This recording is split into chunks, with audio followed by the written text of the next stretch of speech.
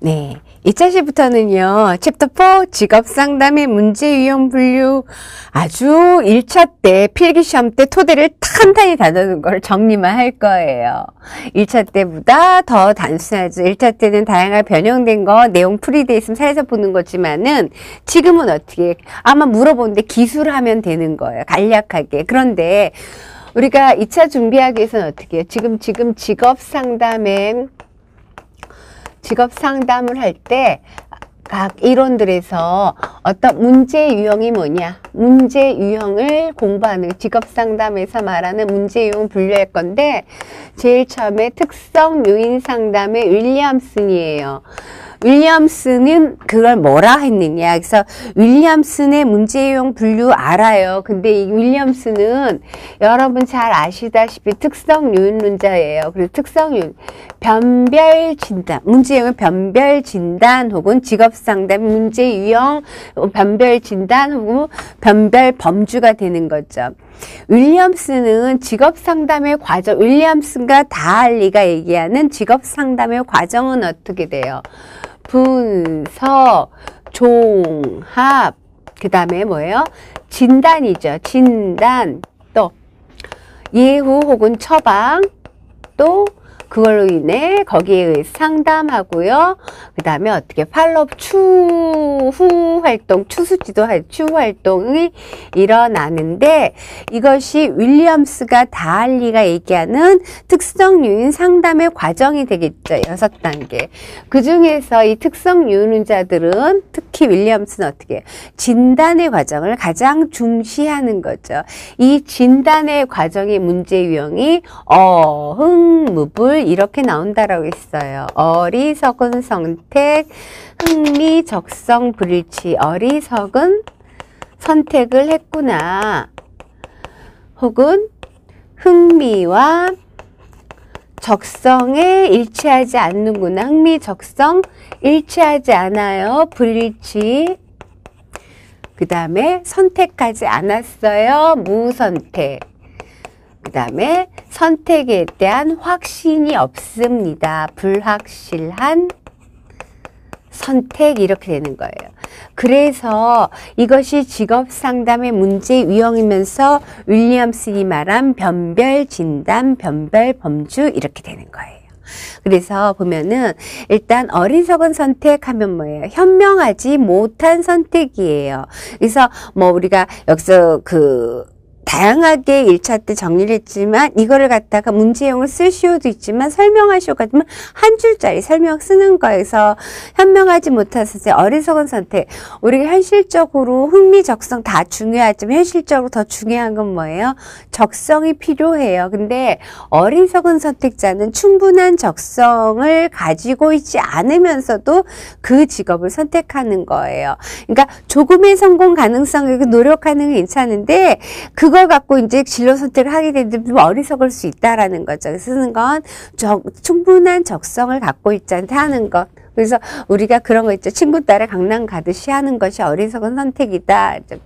그건 왜? 자기에 대한 이해가 부족하고 직업에 대한 이해가 부족하건 아시죠? 그러니까 지금은 유형을 쓰고 한 줄짜리 기술하는 연습이 필요하다는 걸 말씀드립니다. 자, 그 다음에 흥미적성 불일치는 뭐예요? 흥미적성 불일, 흥미와 적성이 일치하지 않습니다. 이 흥미적성 불일치는, 각 개인이 생각하는 흥미적성의 불일치일 수도 있고, 검사에서 나온 결과와 자기의 흥미적성이 불일치일 수도 있어요. 흥미적성 불일치. 그 다음에 무선택이라는 건 뭐예요? 아유, 왜 해야 되죠? 할 필요가 있을까요? 하기 싫어요. 선택 의사를 표현할 수 없어요. 그리고 자신이 무엇을 해야 되는지 잘 모르겠다. 이런 것이 무엇이다? 무선택자의 자극이 없죠. 이것도 어떻게 자기 자신에 대한 이해, 직업 정보에 대한 이해, 이런 것들이 부족할 때 이런 경우가 있습니다. 그 다음 불확실한 선택은요.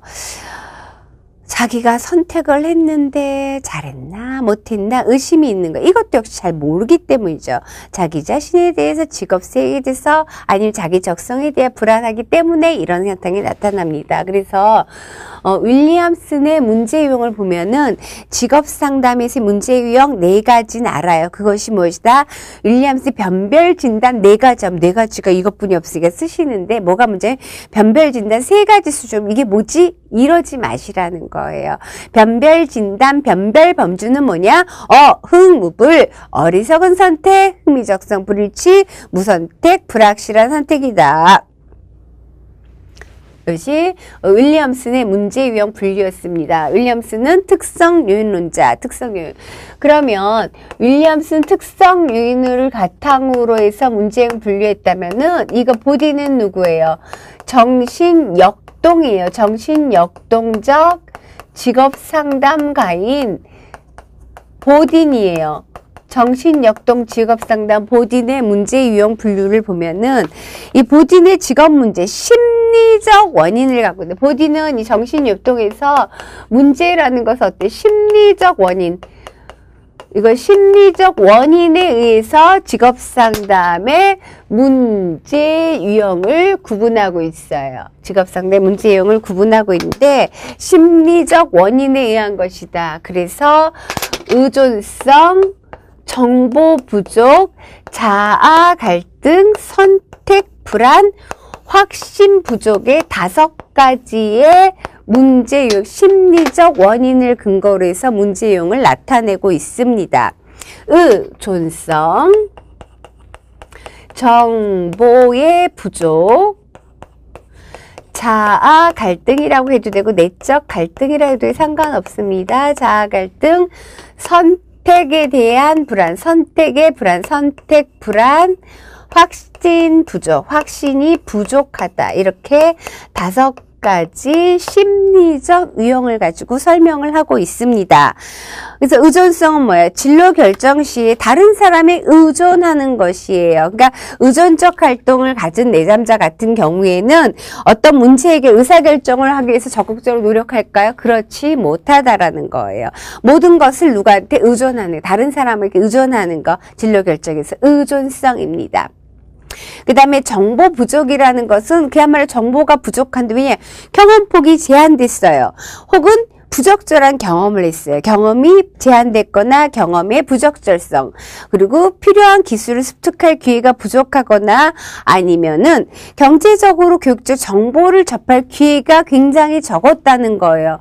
말 그대로 정보가 부족하게 된 원인을 쓴 거예요. 경험이 없어요. 경험이 부적절해서 교육을 못 받았어요. 이러기 때문에 제대로 된 합리적인 현명한 선택을 내리지 못하는 경우를 정보의 부족형이다, 이렇게 규정하고 있죠.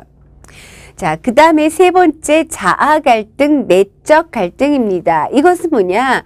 내 내부의 심리적 요소하고요, 환경 자극이 맞지 않아요. 다시 말하면 자아 개념과 환경 자극 간의 차이가 있어요. 내가 생각하는 나에 대한 자아 개념, 환경에서 주는 자극이 일치하지 않아요. 그러니까 어떻게 해야 되지? 라는 거예요. 자기와 환경이 맞지 않아요. 어떻게 해야 되지? 내적 갈등을 일으키고 있는 상태, 자아 갈등 유형입니다. 선택 불안이라는 것은 A와 B 중에서 고민을 하는 거죠. A 직업 같자니 B 직업을 추천한 사람이 있다라는 거예요. 그래서 여러 가지 대안들 중에 선택에서 불안하다. 그런데 이때는 왜 그러냐? 내가 하고 싶은 일이 있죠. 본인이 하고 싶은 일이 있고, 그 다음에 타인이 기대한 일이 다를 경우에 선택 불안. 이래서 진로 선택에서 불안과 갈등을 겪게 되는데, 제가 그 상담의 기법 설명할 때 이런 예를 든 적이 있어요. 우리 교재에 있는데, 반영을 얘기드렸어요. 저희 부모님은 제가 의과대학에 가서 의사가 되길 바라셔요. 저는 어려서부터 사범대학과 좋은 선생님이 되고 싶었어요. 라는 거 있죠. 그랬더니 이제 그 반영할 때, 의사가 되었으면 부모님의 바람하고 선생님이 되고 싶은 너의 바람하고 맞지 않아서 혼란스러운가 보구나. 너는 의사보다는 선생님이 더 하고 싶은데 라는 말을 하는 상담 반영 기법에서 설명을 했었는데, 이때 이 내담자가 느끼는 갈등이 뭐예요? 선택 불안이에요. 내가 하고 싶은 건 선생님이에요. 중요한 타인이 권하는 직업은 뭐예요? 의사예요. 어떻게 해야 되지? 그것이 뭐다? 선택 불안이죠. 대안들 가운데 선택, 결정 잘 못하는 거. 왜 그러냐? 중요한 타인과 나하고 의견이 맞지 않아서 불안한 거예요. 확신 부족은 제대로 합리적인 선택을 한 거는 맞습니다. 그런데 왜 녹 상담사를 찾아오느냐? 자기가 정말 현실적으로 했을 때 진로 선택 확신이 없기 때문에 확인받고 싶은 거예요. 나 이거 잘했나요? 라고 확인받고 싶은 거예요. 그것이 확신 부족이에요. 그래서 크라이티스 이제 할 거고요. 보딘의 문제행 분류는 정, 자, 선, 확, 의존성, 정보 부족, 자아 갈등, 선택 불안, 확신 부족. 이렇게 5가지 어떤 거? 심리적 원인에 의해서 설명을 하고 있다라는 것. 그 다음에 포괄적 직업 상담하는 크라이티스. 크라이티스는 포괄적 직업 상담가죠. 포괄적 직업 상담. 포괄적 직업 상담가의 크라이티스는 상담의 과정을 무슨 과정이라 한다? 진단의 과정이라 한다 그랬어요. 그래서 진단, 명료화, 해석, 문제 해결, 진명, 문의 과정. 포괄적 직업 상담은 상담 과정 중에서 여러 가지 상담 기법을 다 쓰는 거라고 했어요. 그래서 초기에는 진단될 때 발달적 방법과 인간주의 발인 그랬어요. 중기에 명료화 해석 진단할 때는 어떻게 한다 했어요? 명료화하고 해석하니까 정신역동성. 그 다음에 진명 문이죠. 문제 해결 때는 어떻게 해요? 지시적으로 구체적으로 하니까 특성 요인과 행동주의 기법 쓴다고 그랬어요. 크라이티스. 그래서 크라이티스는 그래서 검사할 때도 변별, 진단, 검사를 해석하고 활용하는 변별, 진단, 역동, 진단, 결정, 진단. 기억나시죠? 그 크라이티스는 문제의 원인을 갖다가 고민할 때 3가지 변인을 고려한 거죠. 3가지 변인. 3가지 변인을 고려하면서 당연히 흥미와 적성을 고려했어요. 흥미와 적성. 그래서 변별 진단할 때 흥미, 적성, CMI 이거 본다 그랬잖아요. 그래서 3가지 변이는 뭐냐? 적응성의 문제. 그 다음에 현실성의 문제. 크라이티스가 고려한 3가지 변이는 적응성의 문제, 현실성의 문제, 그 다음 뭐예요? 결정성의 문제예요. 순서 상관없어요. 상관없지만 이제 적응성 또 교재대로 해주는 것이 편할 것 같으세요. 적응성, 결정성, 현실성의 문제. 적응성, 결정성, 현실성의 문제를 고려해서 총 7가지. 이것은 크라이티스가 얘기한 3가지 변인이 된다는 거예요. 3가지 변인. 적응성의 문제, 결정성의 문제, 현실성의 문제. 적응을 어떻게 하냐, 결정을 어떻게 하냐, 현실적이냐, 이걸 고민한 거죠. 그래서 적응성의 문제에서는 2가지 또 나누는 거죠. 적응형이냐, 부적응형이냐. 적응형, 부적응형. 그러면 결정을 어떻게 하냐. 다재다능형. 우유부단부터 쓸까요? 상관없어요. 이제 우유부단형. 그 다음에 다재다능형. 그 다음에 현실성의 문제만 잘 생각하시면 되겠죠. 강압형.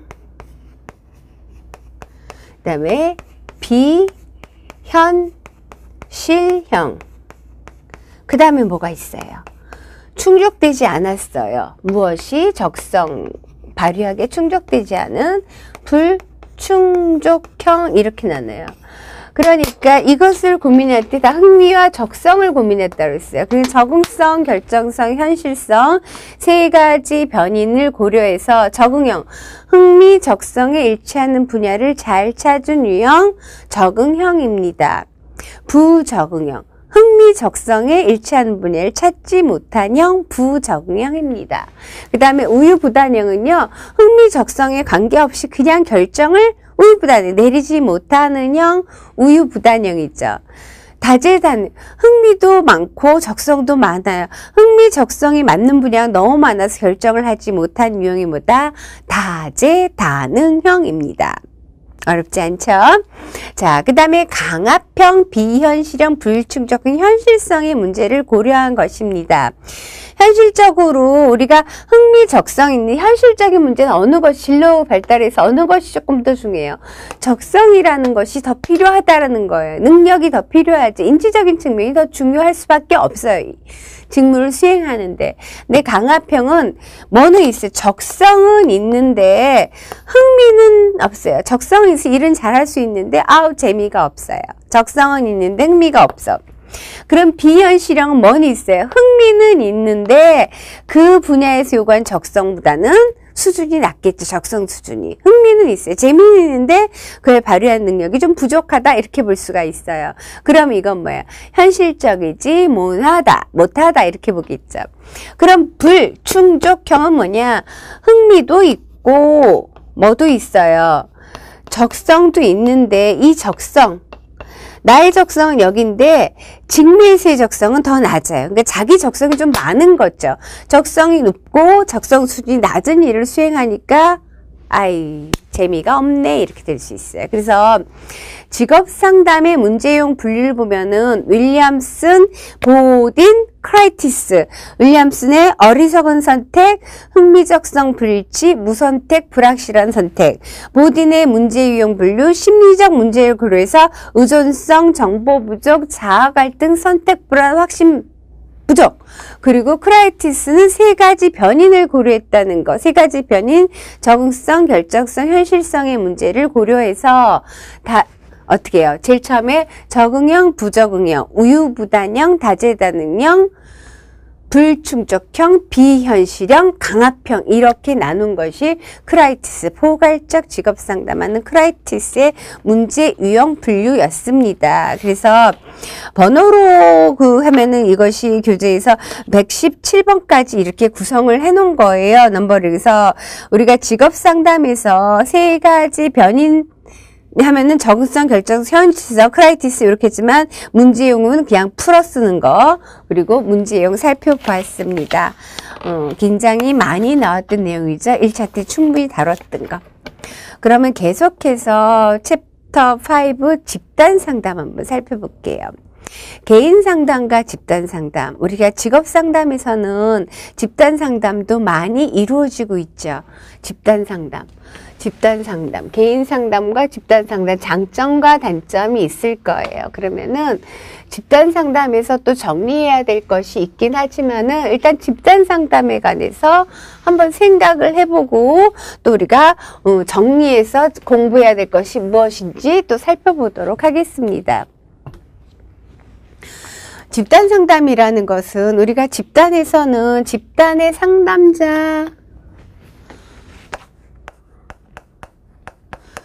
집단 상담, 개인 지도, 집단 지도, 집단 상담, 집단 상담자, 우리 상담자가 있고 내담자가 있죠. 보통에서는.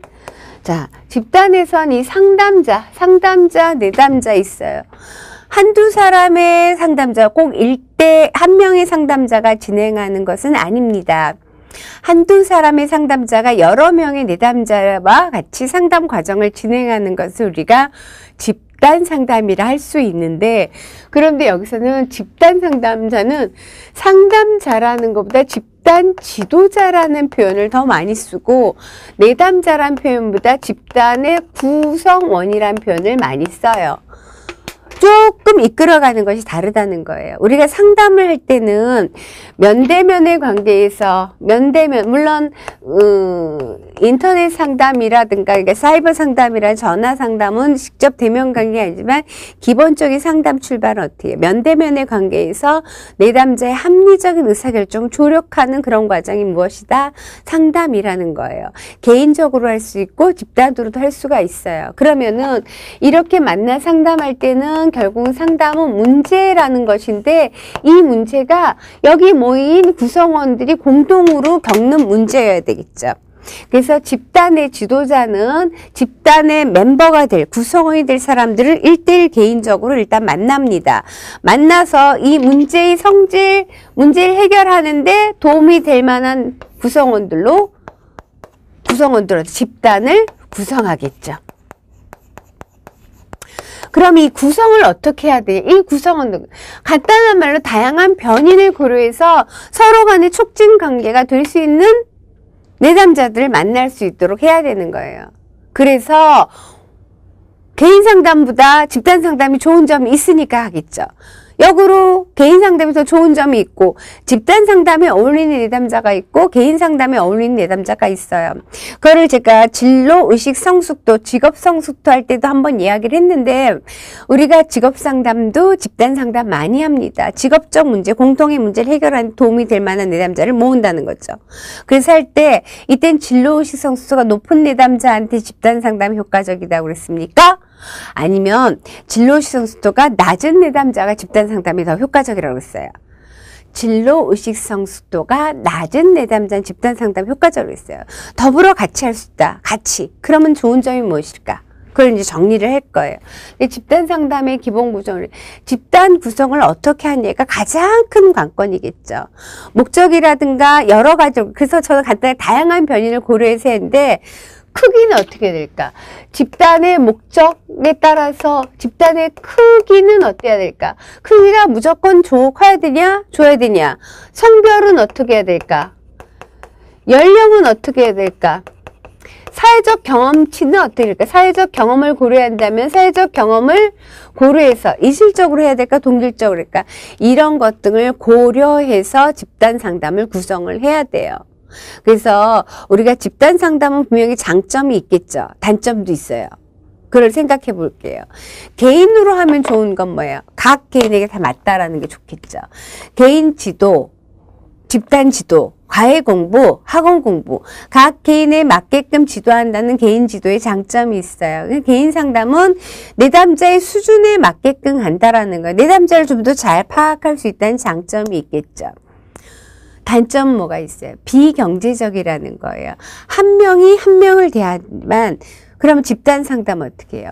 내담자에게 다 맞을까요? 내담자에 다 맞기는 어렵겠죠. 내담자 수준에 맞추기도 어렵고 내담자 모두가 만족하는 건 어려울 수 있어요.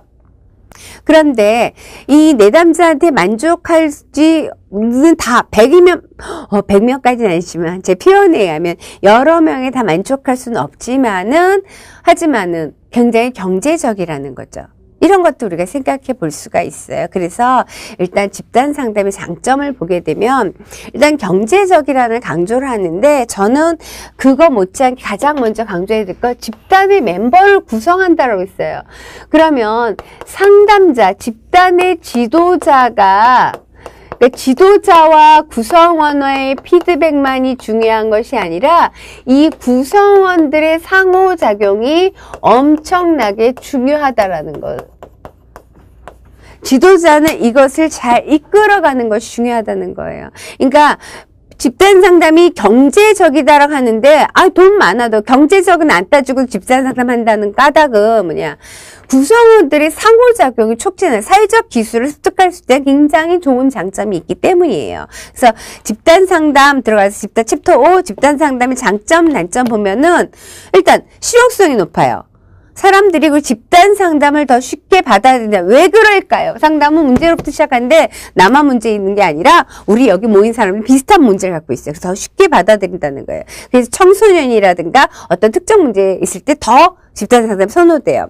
시간, 에너지, 경제적이면서 굉장히 효율적이죠? 경제적이죠? 타인과 상호작용할 수 있는 능력이 개발된다는 거 굉장히 좋은 장점입니다.